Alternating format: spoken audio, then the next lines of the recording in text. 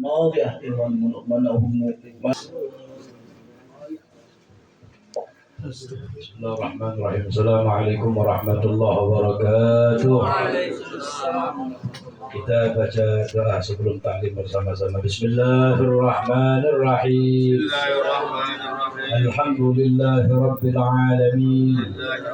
Allahumma salli wa sallim ala sayyidina Muhammadin salatan tukhrijuna min zulumatil wahyi wa tukrimuna بنور الفهم وتوضح لنا ما أشكل حتى يفهم إنك أنت تعلم ولا أعلم إنك أنت علام الغيوب.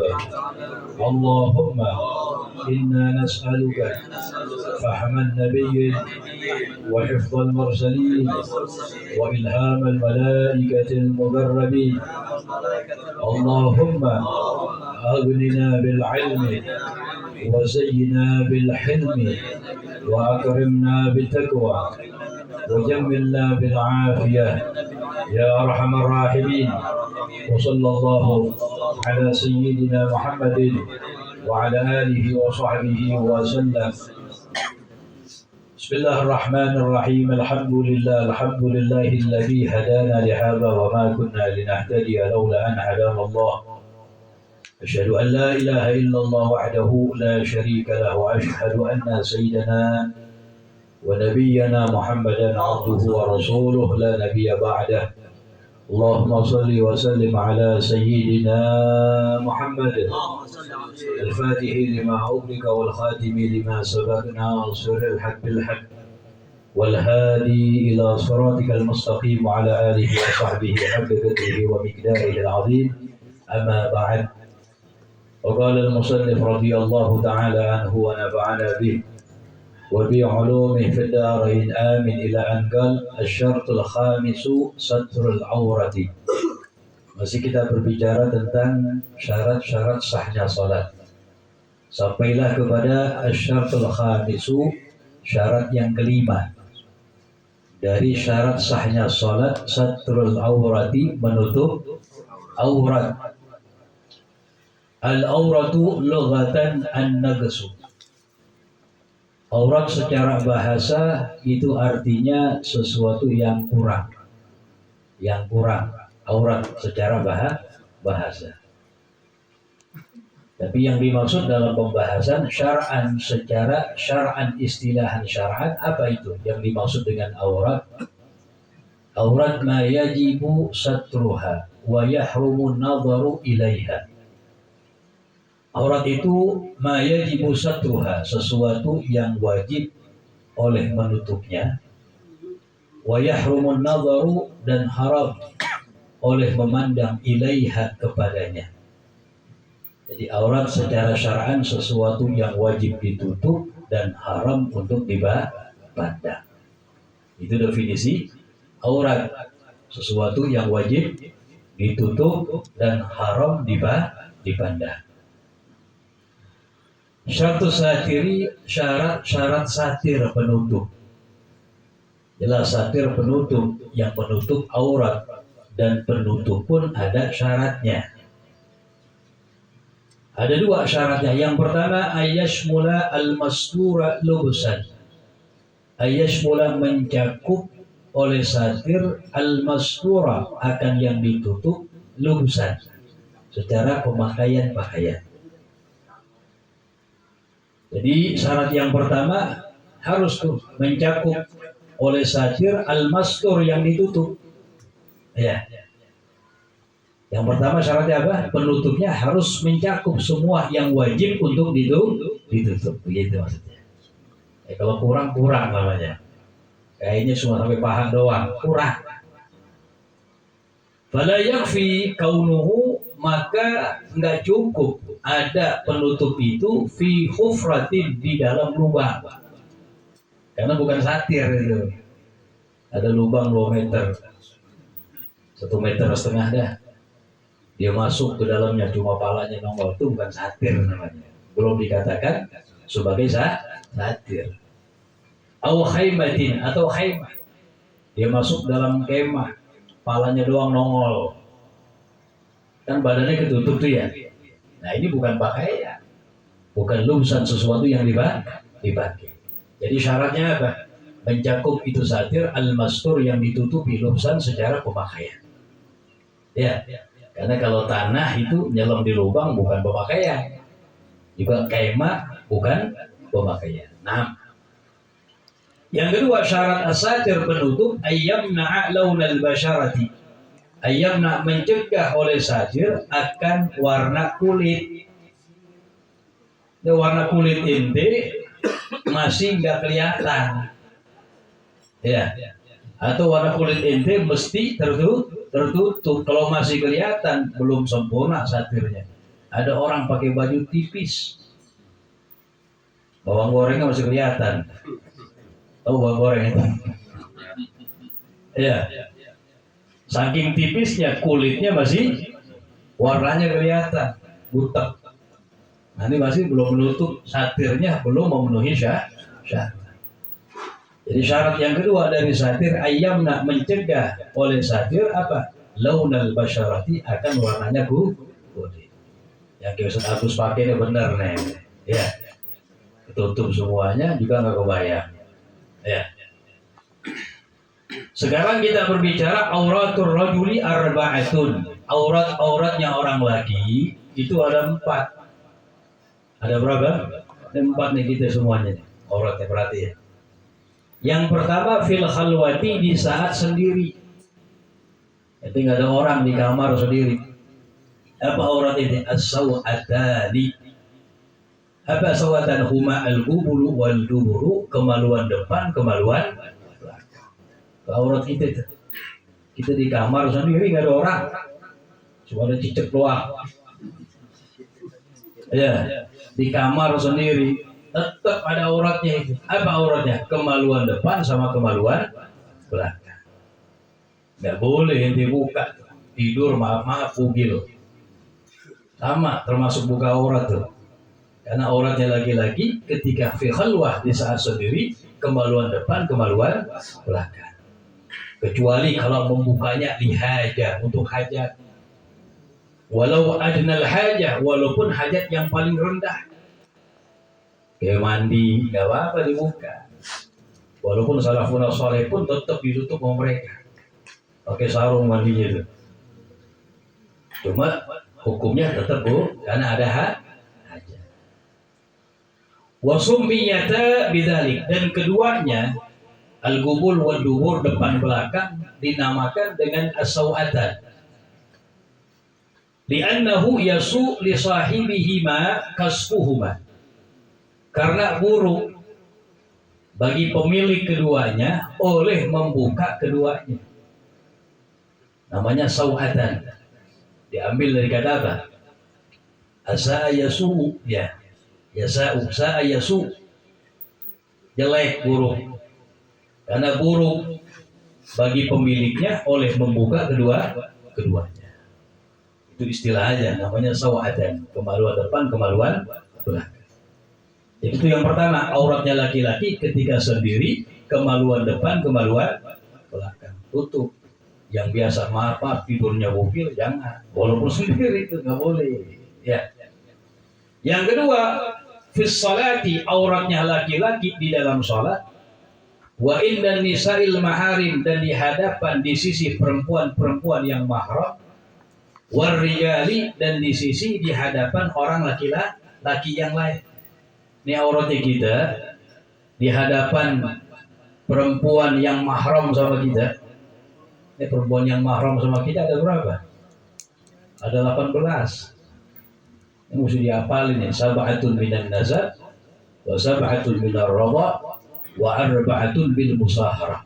4 karena sebab nasab, 7 karena sebab nasab, 7 karena sebab susuan, 4 karena sebab perkawinan perbesanan. Kalau 7 dari nasab termaktub dalam Al-Quran. Faqala ta'ala hurrimat alaikum ummahatukum wa banatukum wa akhwatukum wa banatul akh wa banatil hurrimat alaikum ummahatukum wa banatukum wa akhwatukum wa ammatukum wa khalatukum wa banatul akh wa banatul ukht. 7 nih. Mahram sama kita. Artinya mahram apa? Enggak batal persentuhannya dan enggak boleh dinikahkan. Dan khalwah bersendiri dengannya berdua di tempat sepi enggak apa-apa. Ibu kita, anak perempuan kita, saudari kita, bibi kita, bibi dari saudari bapak amma, bibi kita dari saudari ibu, ponakan kita yang perempuan dari anak saudara kita yang laki, ponakan kita yang perempuan dari anak saudari kita yang perempuan. 7 dari apa? Nasab. Wa sab'atun minar radha, dan 7 dari susuan. 7 dari susuan sama seperti 7 dari nasab. Nabi SAW bersabda, sab'atun minar radha ka sab'atin minan nasab. 7 dari susuan sama seperti 7 dari nasab. Tinggal dibalik tadi kan, ibu kita tambahin ibu susu, anak kita, putri kita, pintu roboah, anak susuan. Gimana gambaran anak susuan? Ada perempuan kecil nyusu mau bini kita. Nah, ini anak kita tuh. Kan nyusu bukan sama kita, mau bini kita. Iya, kita namanya sahibul laban. Yang menyebabkan adanya susu pada istri kita. Namanya sahibul laban. Kemudian saudari susu, jelas dia. Saudari susu. Ya, Nabi Muhammad, saudari susunya anaknya Halimah Sa'diyah, namanya Sima yang perempuan. Itu saudari susu Nabi. Mahram sama Nabi. Kemudian ammatur radha'ah, bibi susu. Gimana itu? Nah, bapak susu kita, ya kita nyusu sama perempuan. Ini perempuan punya laki. Betul. Laki punya apa namanya? Saudari. Paham tuh? Suaminya ibu susu kita punya saudari, namanya bibi kita tuh. Itu mahram juga, namanya ammatur radha'ah. Kemudian khalatur radha'ah, bibi radha'ah, ibu susu kita punya saudari. Kakak atau adik yang perempuan, bibi kita, mahram sama kita juga. Kemudian apa? Yang kelima, yang keenam sama ketujuh, ya, anak perempuan saudara susu kita, ponakan. Nabi Muhammad saudara susunya namanya siapa tuh? Abdullah. Anaknya Halimah Sa'diyah, yang laki namanya Abdullah. Abdullah misalnya punya anak perempuan, dia ponakan Nabi. Kemudian saudari anak perempuan dari saudari susu kita. Dari Muhammad, saudari susunya namanya Sima. Sima punya anak perempuan, ponakan Nabi. Ponakan dari saudari susu. Nah, 7 dari nasab sama seperti 7 dari Allah sesuai. 7 tambah 7 berapa? 14. Yang 4 dari musaharah pernikahan. Apa itu yang 4? Yang pertama, ummu zaujah, ibunya istri. Siapa itu? Mertua kita. Ini menjadi mahram sama kita bimujarradi aqdin nikah. Dengan sekedar kita mengatakan qabiltu tazwijaha wa nikahaha bil mahril madhkur. Mertua kita yang perempuan langsung mahram sama kita selama-lamanya. Walaupun anaknya belum diapa-apain sama Bang Agus. Tetap langsung mertuanya mahram selama-lamanya. Walaupun langsung difiraq di bininya, tetap mertuanya mahram sama dia. Makanya kan pengantin laki masuk langsung cium tangan, betul? Habis akad, udah mahram. Itu yang pertama. Yang kedua, dari perbesanan adalah bintu zaujah, anak perempuannya istri. Gimana itu? Anak perempuannya anak tiri. Ente kawin sama janda udah punya anak perempuan. Ente kawin sama janda sudah punya anak perawan. Kapan nih anaknya yang perempuan mahram sama kita? Bukan baru sekedar akad, ba'da dukhul bil setelah ada hubungan intim dengan ibunya. Jadi mahramnya besok pagi jadinya. Paham maksudnya? Apa? Nah, anak yang perempuan ini jadi mahram besok pagi. Setelah ada hubungan sama ibunya. Iya, kalau belum ada hubungan, ini anak perempuannya belum mahram sama dia. Bahkan kalau ibunya langsung difirak, belum ada hubungan, boleh kawin sama anaknya. Pernah kejadian begitu. Itu jangan ditiru ya.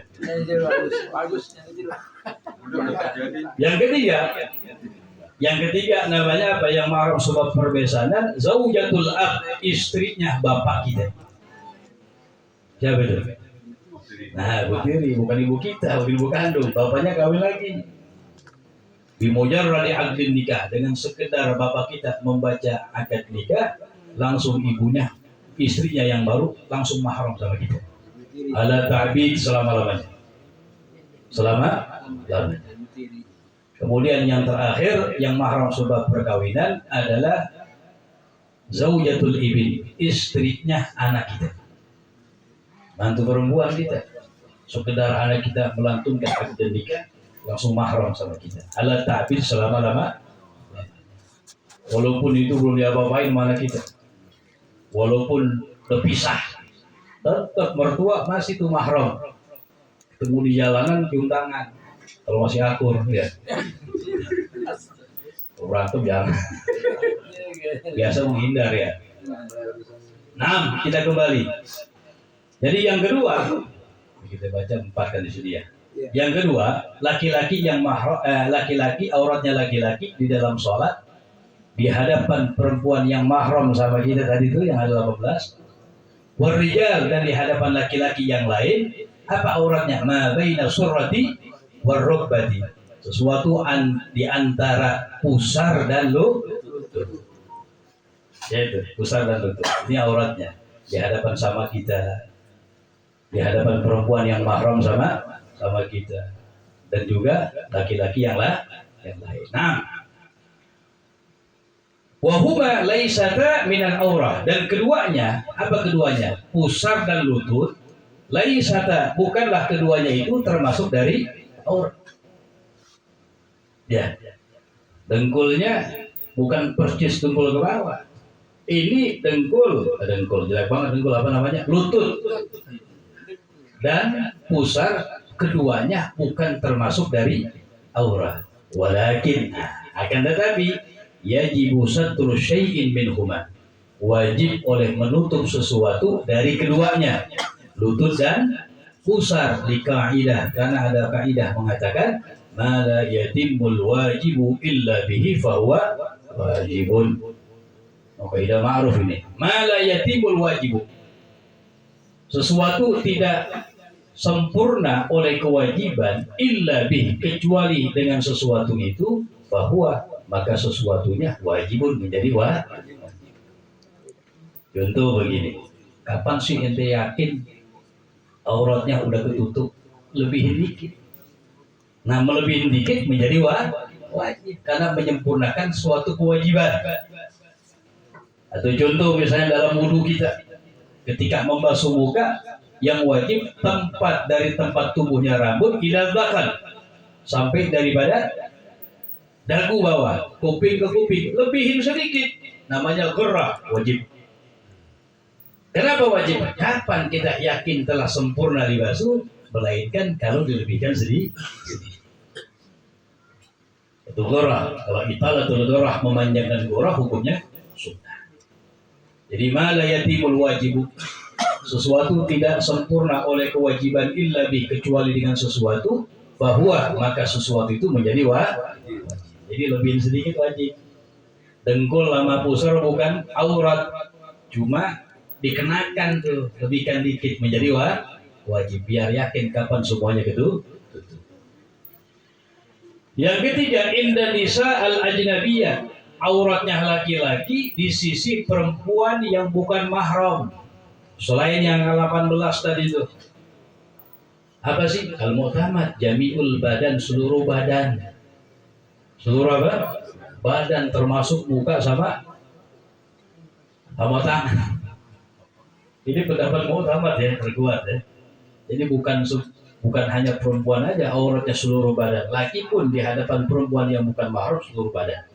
Ini kita bicara pendapat al-mu'tamad yang terkuat dalam mazhab Syafi'i.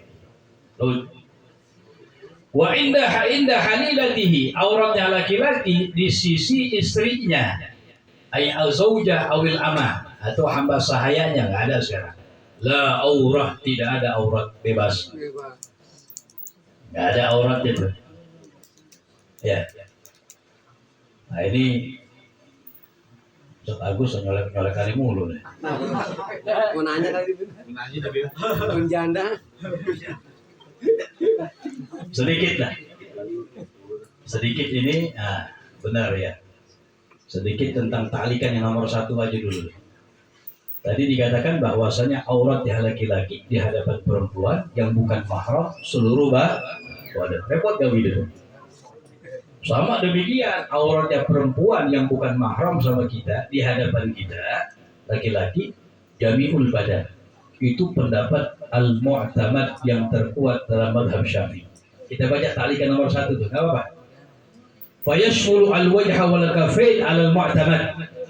Maka mencakup akan wajah dan kedua telapak tangan menurut pendapat al-mu'tamad yang terkuat dalam mazhab Syafi'i. Jadi auratnya perempuan yang bukan mahram sama kita seluruh badan, mencakup muka dan kedua telapak. Itu pendapat pertama yang terkuat. Wakila, pendapat yang kedua dikatakan ma'adal wajhi wal kafain, selain wajah dan kedua telapak tangan. Jadi auratnya perempuan kita di hadapan laki yang bukan mahram seluruh badan kecuali muka dan kedua telapak tangan. Perhatiin tuh, ini penting, ini syariat. Selain muka dan kedua telapak tangan, tapi dengan syarat. Nomor 2 ini ada syaratnya, bisyarti amnil fitnati, aman fitnah. Aman fitnah. Kalau nggak aman dari fitnah, mana dia lewat orang pada gini semua, bahaya. Cantik yang berlebihan. Tutupin dah. Makanya jangan disalahin yang pakai cadar. Ya udah benar. Ya. Kalau kita belum mampu jangan nyalain orang. Kadang-kadang apa? Ungkapan-ungkapan yang negatif. Teroris segala macam. Auzubillah min. Nah, itu pendapat terkuat dalam mazhab kita. Kita nggak mampu yang pertama, minimal yang kedua. Boleh muka dan kedua telapak tangan. Tapi dengan syarat yang pertama aman dari fitnah. Yang kedua, wa'adamis syahwat, tidak syahwat yang melihatnya. Kemudian yang ketiga syaratnya wa'alla yakuna 'alal wajhi wal kafain, tidak ada di atas wajah dan kedua telapak tangan syai'un minazinah, sesuatu dari perhiasan. Liqaulihi ta'ala, berdasarkan firman Allah Ta'ala, wala yubdina zinatahunna, tidak boleh menampakkan oleh mereka kaum wanita zinatahunna, akan perhiasan mereka, illa ma dhahara minha, kecuali yang nampak dari ya, muka dan kedua telapak tangan. Itu pendapat yang kedua. Terus qala Syekh Al-Bajuri fi hasyiyati, berkata oleh Al-Imam Al-Bajuri dalam hasyiyahnya apa? Wala bas bitaglidi zani, enggak apa-apa dah ngikutin pendapat yang kedua. Berarti kecuali muka dan kedua telapak tangan boleh kelihatan, enggak apa-apa dah ngikutin pendapat yang kedua. La siyama fi hadzal zaman, terutama di zaman ini, alladzi kasra fihi khurujun nisa, yang banyak di dalamnya oleh keluarnya perempuan, fit turuq wal aswaq, di jalan-jalan dan di pasar. Ini pendapat kedua, boleh muka dan kedua telapak. Udah tuh yang minimal itu. Selebihnya pendapat ketiga kagak ada. Pahanya pada kelihatan. Ini perawan-perawan gitu jaga. Ya. Itu amanat dari Allah Subhanahu wa ta'ala. Jangan sampai anak kita yang kita sayang di akhirat nuntut sama kita. Loh, gara-gara kita nggak benerin. Itu kemaksiatan setiap langkah yang mereka langkah. Tal'an wahal malaikah. Na'udzubillah min. Dilaknat malaikat. Berat ya. Paksain sedikit demi sedikit. Ya, jadi muka dan kedua telapak itu aja yang boleh. Berat.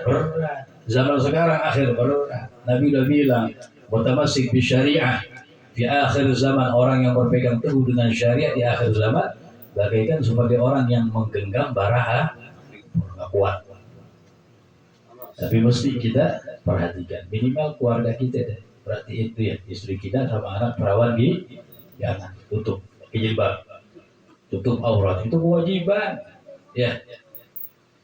Wala yaltafit, jangan nengok dah itu anaknya fulan, ulama fulan ya.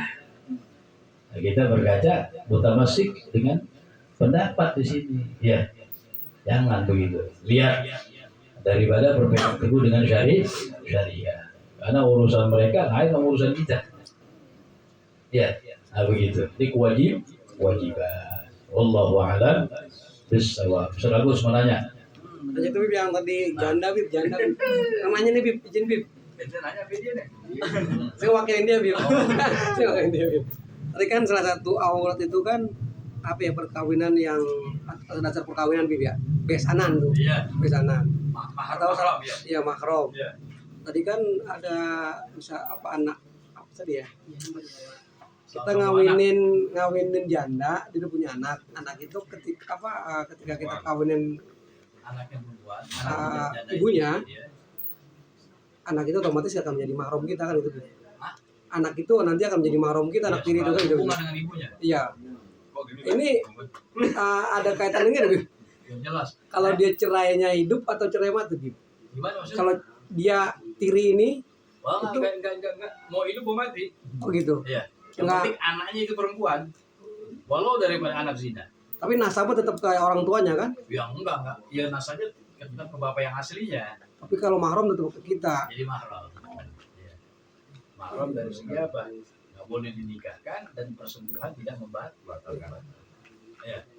Tetap nanti kalau dia mau nikah, yang nikahin siapa? Bapak kandungnya. Kita. Ya. Oh iya guru, siap guru. Nggak boleh. Kalau misalnya kita niat nggak boleh. Bukan walinya kita. Ya. Ada lagi? Atau sama-sama bawa anak. Sama-sama bawa anak. Kawin. Janda sama duda kawin. Ya. Sama-sama bawa anak. Nah, ini anak sama anaknya bukan mahram. Boleh kawin. Bolehkah? Saya sudah rapor anjing. Orang itu dia. Dengar nanti.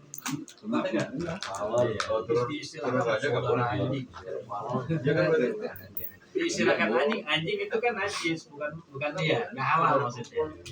Istilahkan bahasa maksudnya kalau dimeninggal hubungannya baik. Artinya apa? Ini nggak halal, gua boleh kawin. Batalkan persetujuan sama-sama ada lagi? Ibu ada pertanyaan?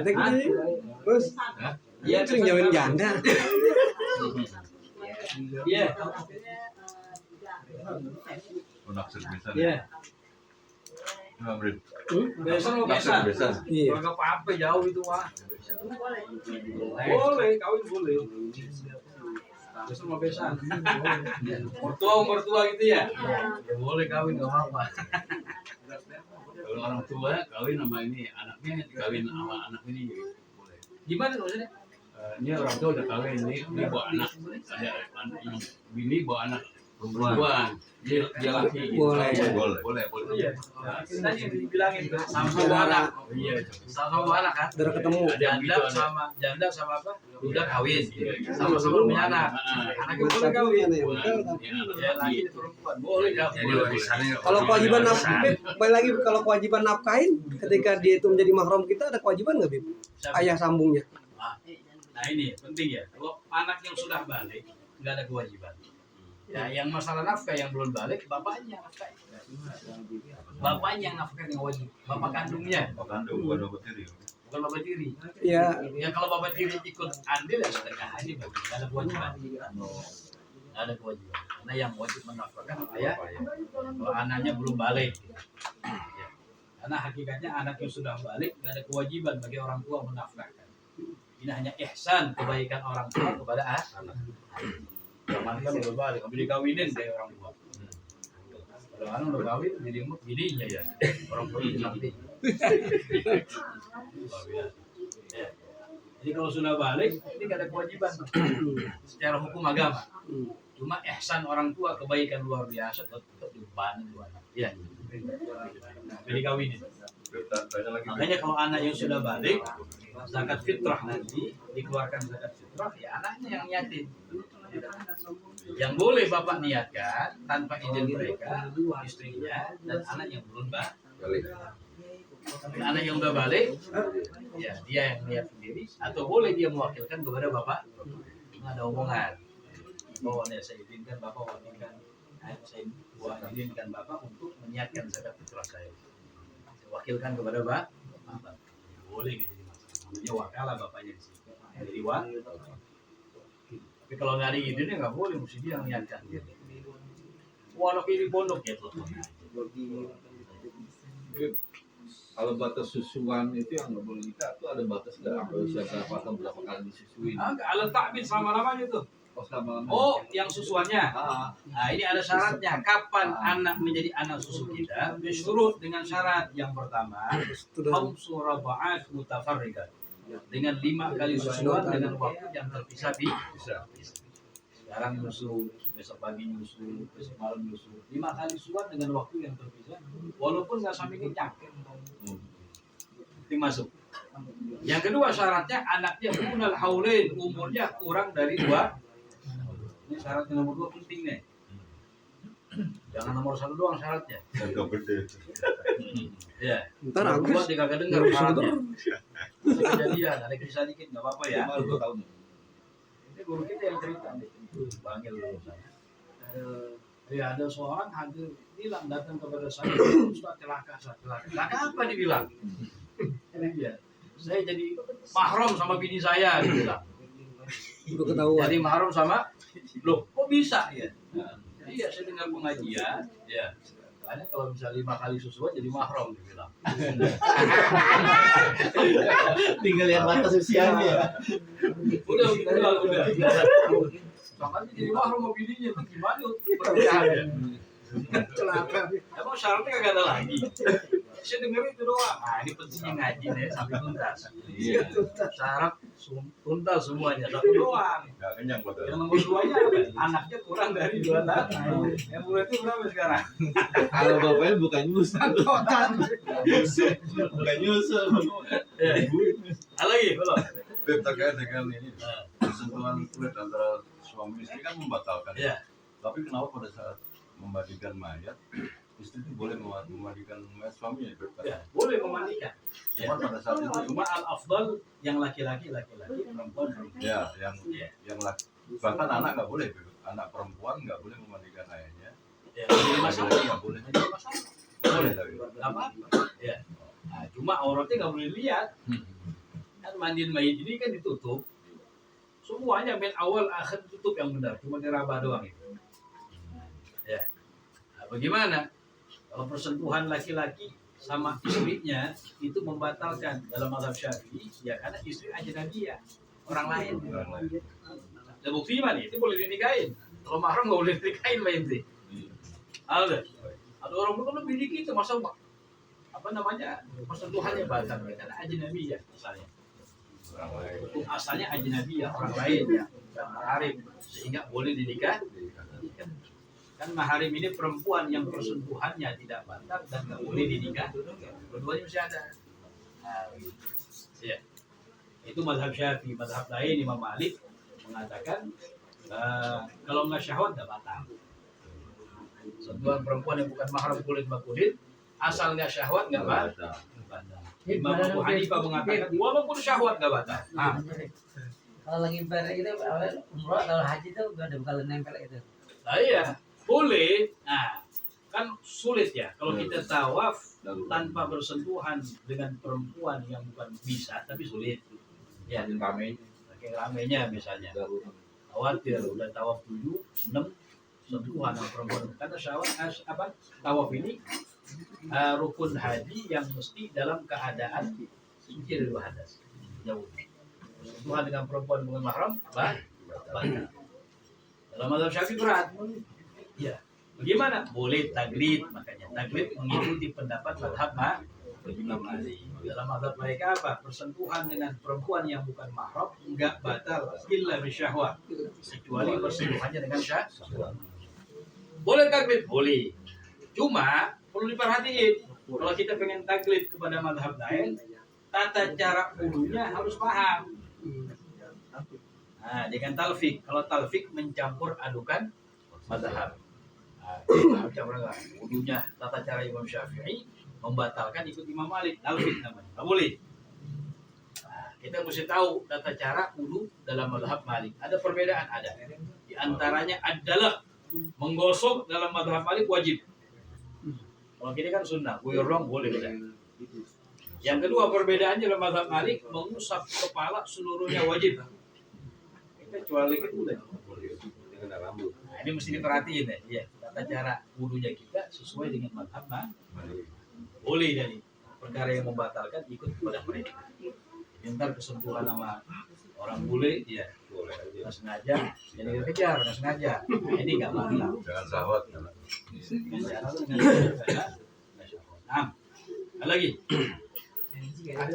Nah, Keluarnya ini misalkan adiknya kan meninggal yang laki, Iya. nah, itu istrinya boleh dinikahin sama kita enggak gitu?